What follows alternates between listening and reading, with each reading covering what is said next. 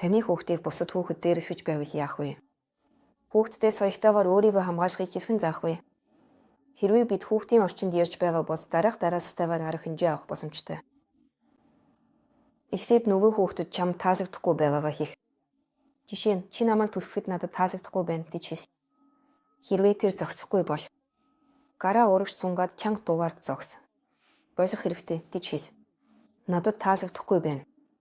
Хэрвээ энэ нь тус босоогүй бол дээрсвчээс айс болоход. Хэрвээ тэр чамайг дагаад байвал том хүнээс тусламжгүй. Энэ чадварыг эзэмшихэд хэдэн жил шаардагдаж магадгүй. Хүүхэд тань өөрийн дээрсэн тухай ярих бүрт энэ дараасыг хамтдаа дахин давтаж бүх алхмыг нь хамтдаа хийж үзээрэй. Хүүхэд айс асхамбэр гацж байгааг нь тодруулсарай. Түүнд бүх дараасыг дахин сануулсарай. Зүрт хөвч тавсарай. Эхэндээ та хүүхдийн дүрд сарин хүүхэд тань дээрсвчийн дүрд орно. Тэр өөрт нь юу хийж байгааг харуулна. Харин та үүнд хэрхэн хариу үйлдэл үзүүлэх ёстойг үзүүлнэ.